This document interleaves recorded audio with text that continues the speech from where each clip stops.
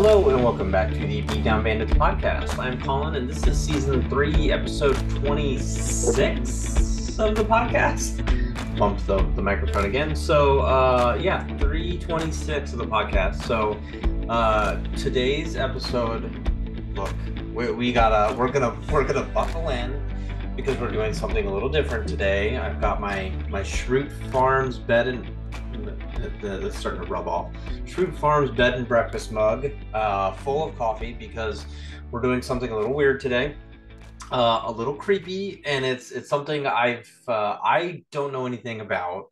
But these things are often like fascinating, like these like unsolved mysteries, and there's like a weird like serial killer fascination that's been going on for like the last 5-10 years or whatever, and like I saw like there's a new like Dahmer special on Netflix. Like I feel like there's been like 10 of those over the last few years. So everybody's just obsessed with this stuff. But there's one thing that I heard about a dozen times that I personally know nothing about. So I have the Wikipedia pulled up, and we're gonna go through Jonestown today. The extent of what I know about Jonestown is I know there was a dude named Jim Jones who had like this cult following. I believe it was like 900 people, like mass suicide murder situation.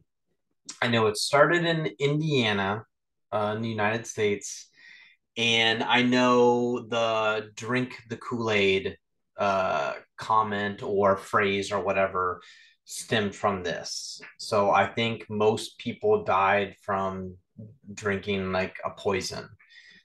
So I that is the extent. I don't really know anything else. So we're gonna learn some things today.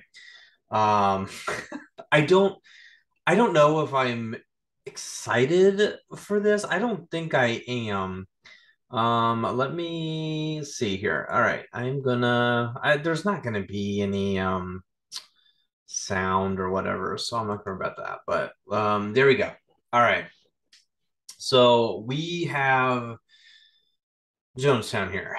Um, so I mean this looks like a pretty massive Wikipedia, so I'm not going to sit here and read this like word for word, but I want to learn a handful of things here, and we might be just like skipping around a little bit. So I think just the first like description is probably important because this is probably the basics of what I know. All right, the People's Temple Agricultural Project, I've never heard of that before, better known by its informal name, Jonestown, was a remote settlement in Guyana, um, established by the People's Temple, a U.S.-based cult under the leadership of Jim Jones. Republic of Guyana is a country on the northern mainland of South America. Okay, learn something new every day. I didn't know it took place there.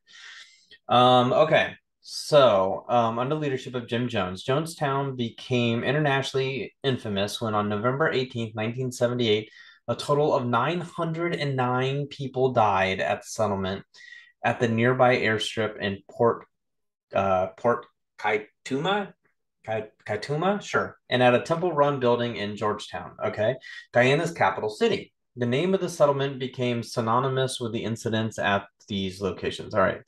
Jim Jones was an American preacher, political activist, and mass murderer.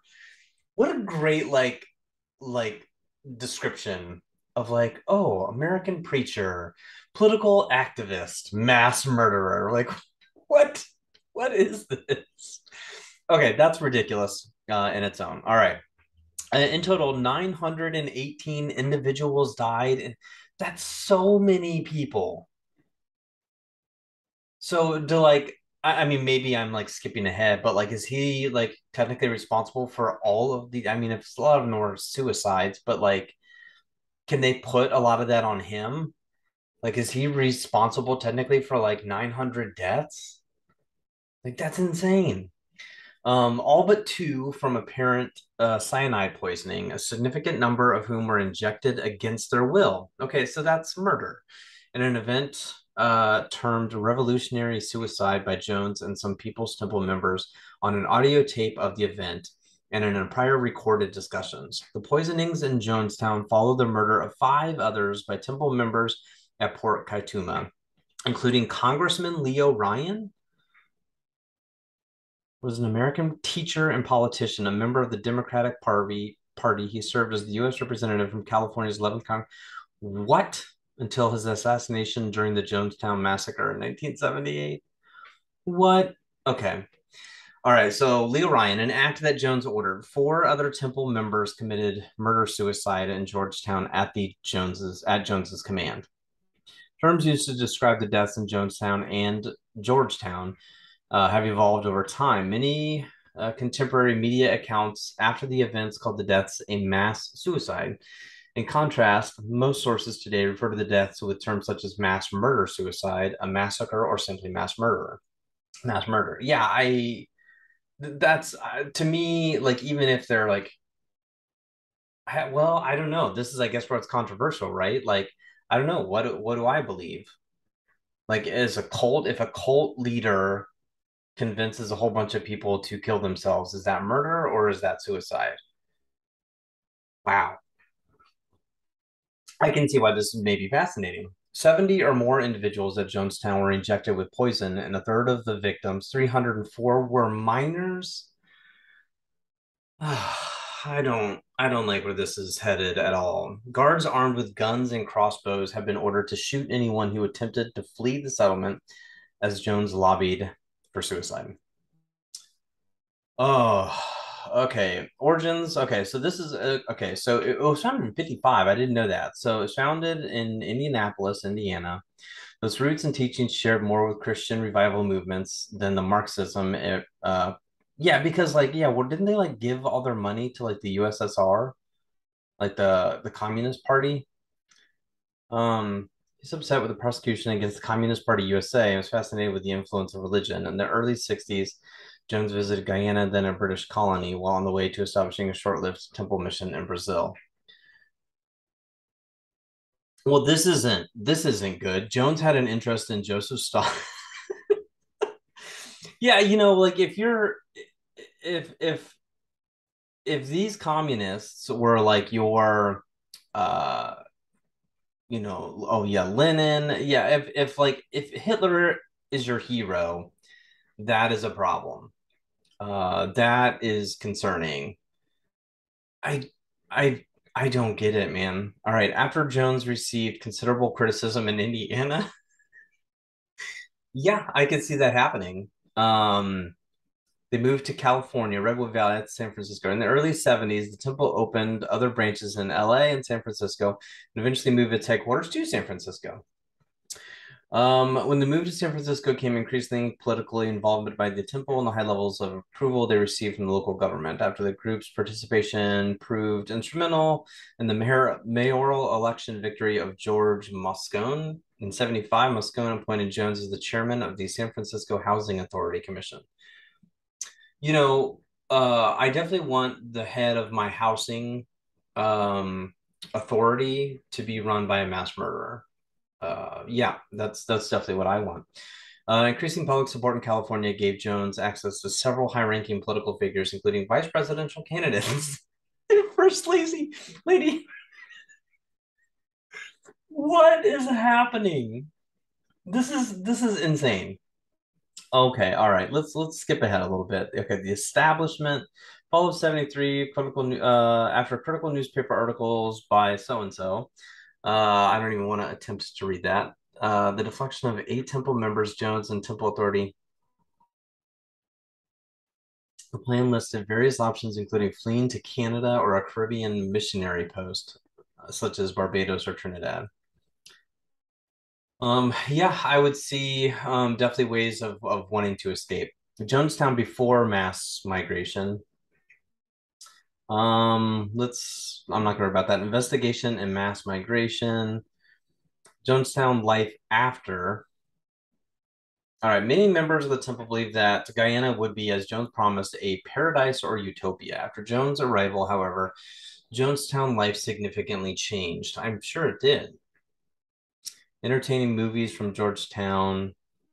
that the settlers had watched were mostly canceled in favor of Soviet propaganda shorts and documentaries on American social problems. Okay.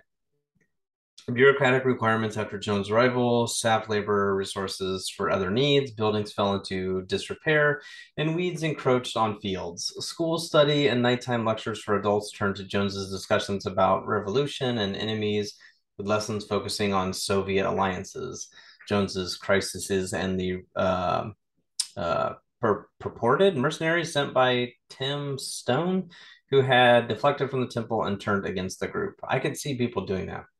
For the first several months, temple members worked 6 days a week from approximately 6:30 to 6 p.m.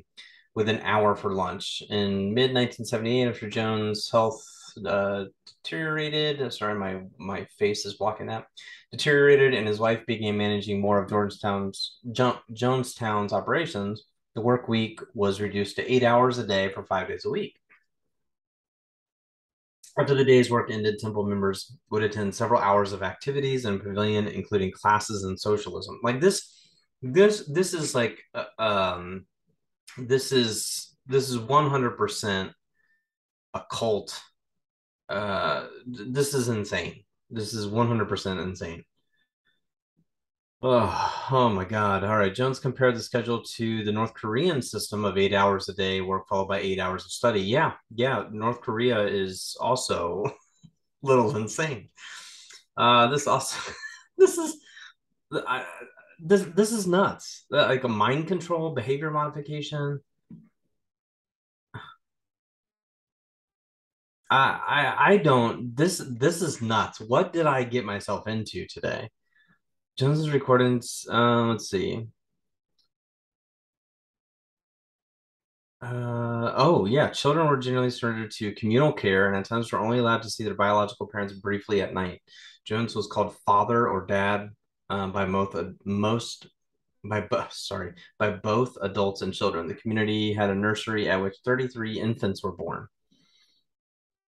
And that's scary. For a year, it appears. Yeah, I mean, this is almost like how it's not as bad as like Scientology, but like the people who are like born into like Scientology and they like virtually have to escape. Now, like the plus with like Scientology is like they don't murder people.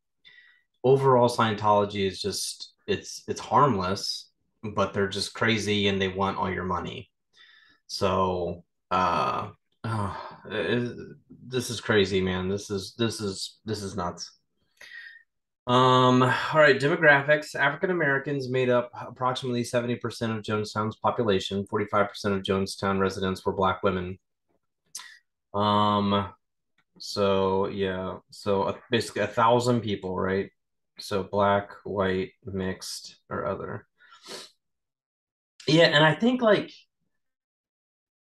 yeah, because didn't he like with like the Christian principles or whatever, like didn't he talk about like anti-racism and stuff? So like it seems like, oh, okay, at the core of like, oh, great values and anti-racist and at the core, like everything seems great, but then it's like at nighttime we study the Soviet communism and use Hitler as oh, this is like giving me a headache already. Like absolutely crazy. Jones was known to regularly study Hitler. Like that's not good. Um Wait, on at least two occasions during White Nights after a revolutionary suicide vote was reached, simulated mass suicide was rehearsed. Temple director Deborah Layton described the event as an affidavit. Everyone, including the children, was told to line up. As we passed through the line, we were given a small glass of red liquid to drink. We were told that the liquid contained poison and that we would die within 45 minutes. We all did as we were told. When the time came when we should have dropped dead, Rev Jones explained that the poison was not real and that we had just been through a loyalty test.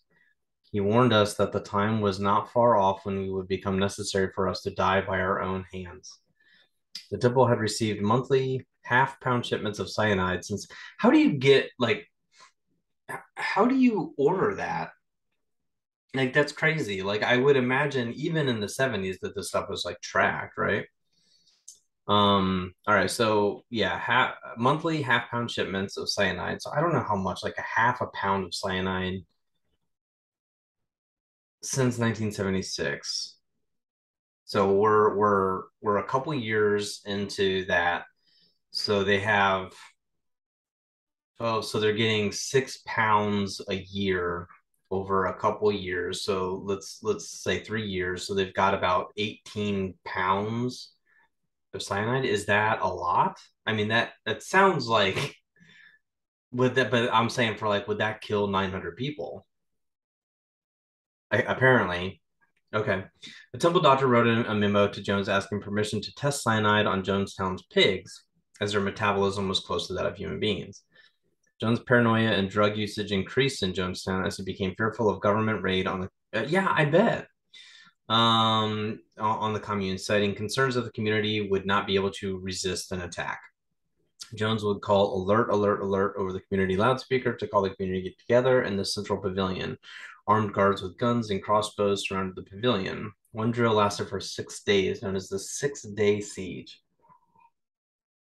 This ordeal was used thereafter by Jones as a symbol of the community's indomitable spirit. For days on end, frightened townsfolk fringed the commune, armed with machetes and whatever crude tools would serve as weapons. Surrounding them, Jones claimed, were mercenaries bent on murder, as well as the abduction of Jones's son, John Victor Stone, and others. Jones' wife and others outside of the commune engaged in. So wait, are they're like even like faking it to everybody else? So they're like having these shortwave radio conversations with Jones, seeking to dissuade him from ordering a mass suicide. Wait, so his wife is out? Jones's wife and others outside the community. Yeah, okay. The panic reached such a point that an ad hoc evacuation was ordered by Jones with dozens of townsfolk hastily loaded onto boats on the George River. Destination of this exodus was Cuba. Several people fell in the river, suffering injuries. At last, Jones bowed to pressure. Like this is crazy, man. Um, exploring another potential exodus concerned relatives. I'm sure there was tons. Conspiracies. Um, initial investigation, visits to Jonestown. All right, where does it, the shootings, deaths in Jonestown? Before leaving Jonestown for the airstrip, Brian had told Gary that he would issue a report that would describe Jonestown in basically good terms. So this is where it talks about like flavor aids. Like this is it. Okay, after Ryan sparked from Jonestown towards the port, so this was like the airport or whatever, right? Marshall and Jones made a broadcast on the public address system stating that everything was all right and asking residents to return to their homes. During this time, aides prepared a large metal tub with grape flavored flavor aid, poisoned with a bunch of stuff and cyanide. So like six different things. The concoction was prepared with the help of Jonestown and the house doctor, Dr. Larry Shaft, a Texan native and former methamphetamine addict who got sober with the help of Jones, who subsequently paid for his college education to become a doctor. Okay, that's what you want is a meth addict. Let's pay this meth addict to become a doctor. Okay. All right. After 30 minutes after Mercelin's announcement, Jim Jones made his own, calling all members immediately to the pavilion. A 44-minute cassette tape known as the Death Tape records parts of the meeting Jones called inside the pavilion in the early evening of November 18th, 1978. When the assembly gathered, referring to the Ryan delegation's air travel back to Georgetown, Jones told the gathering, "One of those people on the plane is going to shoot the pilot. I know that. I didn't plan on it, but I know it's going to happen. They're going to shoot the pilot, and down comes the plane into the jungle. And we had better not have any of our children left when it's over because they'll parachute in here on us." Okay, that's pretty crazy. Um, survivors and eyewitnesses. So is this where like, okay, so let's see here. According to the escaped temple member, hold on, I don't want to skip too far ahead here.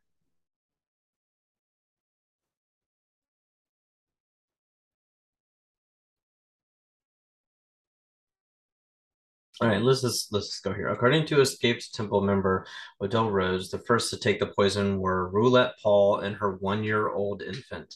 A syringe without a needle fitted with was used to squirt poison into the infant's mouth, after which Paul squirted another syringe into her own mouth. Stanley Clayton also witnessed mothers with their babies first approach the tub containing the poison. Clayton said that Jones approached people to encourage them to drink the poison, and that after adults saw the poison begin to take effect, they showed a reluctance to die. The poison caused death within 5 minutes to children, less for babies, and an estimated 20 to 30 minutes for adults. Okay, that's very concerning. After consuming that, according to Rhodes, people then escorted away down a wooden walkway leading outside the pavilion. It's not clear if some initially thought the exercise was another white night rehearsal. Rhodes reported being in close contact with 9 children. That's crazy. All right. In response to reactions of seeing the poison take effect on others, Jones counseled, die with a degree of dignity. Lay down your life with dignity. Don't lay down with tears and agony, he also said. Oy, oy vey, right? I tell you, I don't care how many screams you hear. I don't care how many anguish cries. Death is a million times preferable to 10 more days of this life. If you knew that was ahead of you, if you knew what was ahead of you, you'd be glad to be stepping over tonight.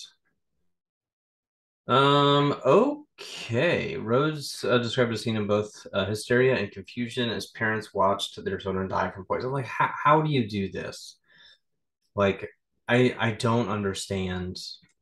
Like, no matter how deep you were into this stuff, like, there's no way. There's no way. Also, he stated that most present quietly waited their own turns to die, and that many of the assembled temple members walked around like they were in a trance. So I would imagine, like, just seeing people do this, yeah, like you would never be the same even if you got out of there. Survivor Tim Carter has suggested that, like a previous practice, the day's lunch of grilled cheese sandwiches may have been tainted with sedatives. This crowd was surrounded by armed guards, offering members of basic dilemma of death, but members the basic dilemma of death by poison or death by guard's hand. Cries and screams of children and adults were easily heard on the tape recording made. That's so bad. As more temple members died, eventually the guards themselves were called in to die by poison. Yeah, so even like after like everybody died, then the guards did this. Okay. So Jones was found dead, lying next to his chair in the pavilion between two other bodies, his head cushioned by a pillow. His death was caused by a gunshot wound to his left temple. So was it, wait, to his left temple, that Guyanese chief medical examiner, Leslie Mutu, stated the consistent with being self-inflicted. So he shot himself. He didn't even take the poison. The events at Jonestown constituted the greatest single loss of American civilian life in a deliberate act until September 11th. Oh, well, insane. Like, like just thinking about how many people, like 900 people is, right? Like that's so insane. Survivors and eyewitnesses. 3 high-ranking temple survivors claimed that they were given an assignment and therefore escaped death. Tim Carter and his brother Mike, aged 30 and 20, and Mike Prokes, 31, were given luggage containing 550,000 in US currency, 130,000 in Guyanese currency, and an envelope which they were told to deliver to the Soviet embassy in Georgetown. The envelope contained 2 passports and 3 instructional letters, the first of which was to Timove, stating, Dear Comrade Timove, the following is a letter of instructions regarding all of our assets, and we want to leave to the Communist Party of the Union of Soviet Socialist Republics, USSR. Enclosed in this letter are letters which instruct the banks to send the cashier's checks to you. I am doing this on behalf of People's Temple because we, as communists, want our money to be of benefit to help to oppressed peoples all over the world, or in any way that the communists oppress people more than anybody else, and then they act like they're not. I don't understand communism at all. The letters included listed accounts with balances totaling in excess of $7.3 million to be transferred to the Communist Party of the Soviet Union. Brooks and Carter brothers soon ditched most of the money and were apprehended heading for a temple boat at Port Kaituma. It is unknown how they reached Georgetown, 150 miles away, since the boat had been sent away earlier that day. The brothers were given the task before the suicides began and soon abandoned it when they realized that this was about to happen. Tim Carter desperately tried to search for his wife and son, discovering his son in time to witness him being poisoned. Oh my God. And his wife killing herself in despair. At this point, Carter had a nervous breakdown and was pulled away from the village by his equally distraught brother. Yeah. Oy vey, man. All right. Let's see. Just before the start of the final meetings in the pavilion, Gary and Lane were told that the people were angry with them. The lawyers were escorted to a house used to accommodate visitors. According to them, they talked their way past two armed guards and made it to the jungle before eventually arriving in Port Kaituma. While in the jungle near the settlement, they heard gunshots. This observation occurred under the testimony of Clayton, who, having previously fled into the jungle, heard the same sounds as he was sneaking back into Jonestown to retrieve his passport. Rhodes volunteered to fetch a stethoscope and hid under a building. Two more people who were intended to be poisoned managed to survive. Grover Davis, 79, who was hearing impaired, missed the announcement to a symbol on the loudspeaker, laid down in a ditch, and pretended to be dead. Hyacinth Thrash, 76, I'm not sure if I'm pronouncing that name right, realized what was happening and crawled under her bed, only to walk out after the poisonings were completed. Medical examinations. The only medical doctor to initially examine the scene at Jonestown was Mutu, who visually examined over 200 bodies and later told a Guyanese coroner's jury of having seen needle marks on at least 70. However, no determination was made as to whether those injections initiated the introduction of poison or whether they were like a so-called relief injections to quicken death and reduce suffering from convulsions from those who had previously taken poison orally. Mutu and American pathologist Lynn Crook determined that cyanide was present in some of the bodies, while analysis of the contents of the vat revealed several tranquilizers, as well as potassium cyanide and potassium chloride. Plastic cups, flavor aid packets, and syringes, some with needles and some without, littered the area where the bodies were found. Mutu concluded that a gunshot wound to Annie Moore could not have been self-inflicted, though Moore had also ingested a lethal dose of cyanide. So I wonder if she survived that or was convulsing and they shot her or something.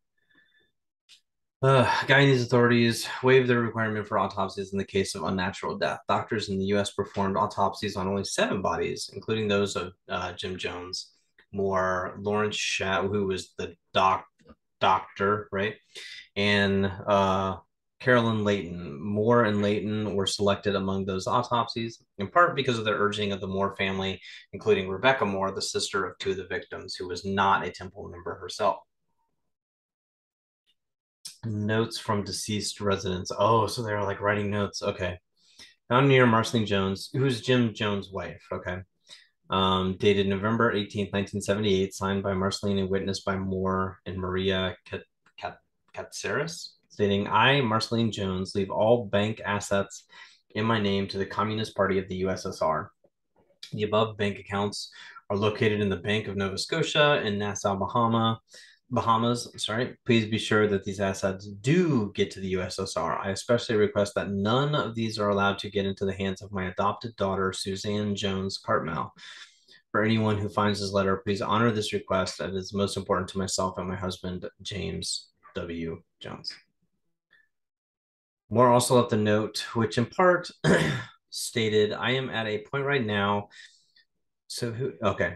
I am at a point right now so invited against the world that I don't know why I'm writing this. Someone who finds it will believe I am crazy or believe in the barbed wire that does not exist at Jonestown. The last line, we die because we would not let us live in peace, is written in different color ink. No other specific references is made to the events of the day. Moore also wrote, Jonestown, the most peaceful, loving community that ever existed. Oh, that involves mass murder of nearly 1,000 people. Sure. In addition, she stated, Jim Jones, the one who made this paradise possible, much to the contrary of the lies stated about Jim Jones, being a power-hungry, sadistic, mean person who thought he was God, of all things. And his hatred of racism, sexism, elitism, and mainly classism is what prompted him to make a new world for the people, a paradise in the jungle. The children loved it. So did everyone else. They loved it until they were forced to kill themselves. Found near Caroline Layton's body was a handwritten note signed by Layton, witnessed by Cateris and Moore, dated November 18th, 1978, stating, "This is my last will and testament. I hereby leave all assets in any bank account to which I am a signatory to the Communist Party of the USSR." Yeah, I wonder if that money actually made it. In the early evening of November 18th at the Temple's headquarters in Georgetown, Temple member Sharon Amos received a radio communication from Jonestown instructing the members of the headquarters to take revenge on the Temple's enemies and then commit revolutionary suicide. Later, after police arrived at the headquarters, Sharon escorted her children, Leanne, 21, Krista, 11, and Martin, 10, into a bathroom, wielding a kitchen knife. Sharon first killed Krista and then Martin. Then Leanne assisted Sharon in cutting her own throat, after which Leanne killed herself.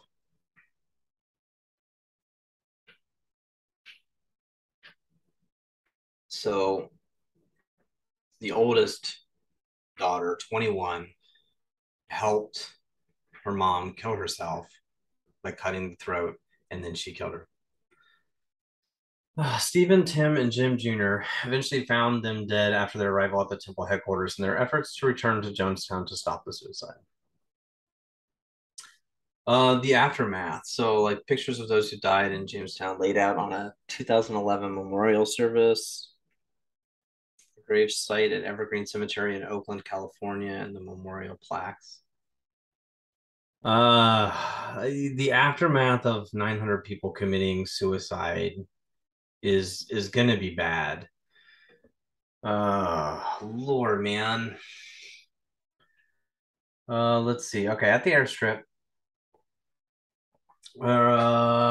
Reiterman photographed the aftermath of the shooting. Dwyer assumed leadership of the scene, and at the recommendation, Larry Layton was arrested by Guyanese police. Dwyer was grazed by a bullet in his buttock during the shootings. It took several hours before the 11 wounded and others in their party gathered themselves together. Most of them spent the night in a cafe there at the airport. The more seriously wounded slept in a small tent at the airstrip. The Guyanese government plane arrived the following morning to evacuate the wounded. 5 teenage members of the Parks and Bogue families, with one boyfriend, followed the instructions of defector Gerald Parks to hide in the adjacent jungle until help arrived and their safety was assured. Therefore, the group Thereafter, the group was lost for 3 days in the jungle and nearly died. Guyanese soldiers eventually found them. Like this is one of the more insane things I've ever read. 914 of the 918 dead, including Jones himself, were collected by the United States military in Guyana and then transported by military cargo plane to Dover Air Force Base in Delaware, a location that has been used previously for mass murder. Okay, awesome. Mass processing of dead. Last shipments of bodies arrived during the morning of November 27th, 1978. Fingerprinting, identifying, and processing the bodies, the base's resources were overwhelmed, I would imagine, and numerous individuals tasked with moving or identifying the bodies suffered symptoms of PTSD. Yeah, yeah. If you see 914 dead bodies come across that you have to process, yeah, you're gonna have PTSD, man. In many cases, responsibility for cremation of the remains were distributed to Dover area funeral homes. You wouldn't be right if you saw that. You would not be right. August 2014, the never claimed cremated remains of 9 people from Jonestown were found in a former funeral home in Dover. As of September 2014, sorry, 4 of the remains have been returned to next of kin, and the remaining 5 had not. Those 5 were publicly identified in the hope that family would claim the remains. All 5 remain unclaimed by family and have been. I would imagine there would be people who had like defected and maybe just didn't have families. Um, yeah. I'm honestly surprised that the remains like it was so few that were ever claimed by family. I'm surprised it wasn't like hundreds, to be honest, because I could see like people um not having family kind of doing that. All right. Larry Layton, who had fired a gun at several people aboard the Cessna, okay, was initially found not guilty of attempted murder in a Guyanese court, employing the defense that he was brainwashed. Okay. Uh, let's see. The deaths. The Cult Awareness Network, a group aimed at deprogramming members of cults, that's got to be a challenge, was formed soon after the Jonestown deaths. The group, which included Congressman Ryan's daughter, Patricia, was involved in various personal, social, and legal battles with a range of religious organizations from the Family International, Scientology, David Koresh's Branch Davidians, where they were found to be influential on law enforcement concerns for children in the events Waco. Yeah, the Waco siege was nuts. After a slew of legal and fiscal issues, the Cult Awareness Network can disbanded in '96. That's too bad. It seems like a good cause that I would never want to be a part of, but it seems like a pretty decent cause, sadly. Um, all right, the sheer scale of the event, as well as Jones's socialism, perpetuated inconsistencies in the reported number of deaths, allegedly uh, poor explanation of events related to said deaths, and existence of classified documents led some conspiracy theories to suggest CIA involvement. Wow. So the bodies of over 400 of those who died were buried in a mass grave in Oakland. Oh, 2000. So 400 were just in a mass grave. 2011 memorial to them was erected at the cemetery. Yeah, I think you would have to do that. Although Jones used poisonous flavor aid, the drink mix was also commonly mistaken referred to as Kool-Aid. This is less the phrase drinking the Kool-Aid, referring to a person or group holding an unquestioned belief, argument, or philosophy without. I mentioned at the beginning, like I knew that was a phrase. So it was actually flavor aid. It was not Kool-Aid. I don't think if I am like the creator of Kool-Aid, I don't think I would want that phrase uh to be about my drink. Is Flavor Aid still around? I wonder if Flavor Aid still exists. I don't. I mean, it doesn't. I don't know. In 1979, so conspiracy theories. In 1979, Joseph Hollinger, a former aide to Congressman Leo Ryan, claimed that the Jonestown was a mass mind control experiment conducted by the CIA. The 1980 newspaper column by Jack Anderson also claimed that the CIA was involved in the Jonestown massacre, speculated that Deputy Chief of Mission, the U.S. Embassy to Guyana, Richard Dwyer, had ties to the CIA. In 1980, an investigation by the United States House Permanent Select Committee on Intelligence found no evidence of CIA activity in Jonestown. 1987, the Jonestown carnage, the CIA crime, was published in the Soviet Union, claiming that the group members were assassinated by CIA agents and mercenaries to prevent further political. Yeah, like 100% they were because they don't want like communism to be thought of in a poor way. Oh God. All right. Let's see. Former site. Okay. Well, that I don't no, like I don't want to. There's a death tape that's 44 minutes long. I don't think so. 44-minute cassette tape known as the death tape records parts of the meeting Jones called inside the pavilion in the early evening. Yeah, November 8th, that was the day they killed themselves, right? With the assembly gathered referring to the Ryan relegation's air travel back to Georgetown.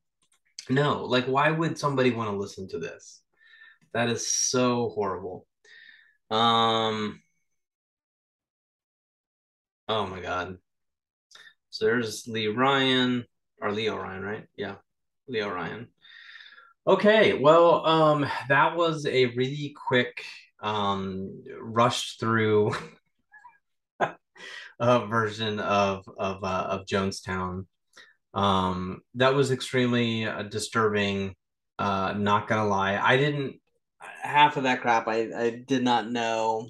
Um, so yeah, this is a lot more of a jungle than I thought it was. For sure. So it's so messed up. So there's old Jimmy Jones. There's houses. So yeah, this just looks like communist location. Guyana. Okay. Yeah, so there's pictures of everybody. Pictures of those who died in Jonestown laid out in the 2011 memorial. So is this the gravesite at Evergreen and the memorial? So is this the mass gravesite? Like they just dug out like this giant pit right here, and they have like everybody's names listed, I wonder. I don't know. I've never been to well, actually I have been to Oakland, but I've never been to the cemetery, so uh okay. Well, that was god awful. I don't think I'm ever gonna do that again, but it was a good experiment. If there are things like that that are maybe not so god awful, that you guys feel like would be good to go through or for me to learn about, read about, whatever, yeah, let me know. Maybe not something as creepy as that, but maybe just something cool, historical things I do enjoy. But man, reading about somebody killing 900 people is not so cool. So anyway, that is it for me. Again, thank you very much for watching and listening to the Be Down Bandits podcast. See you.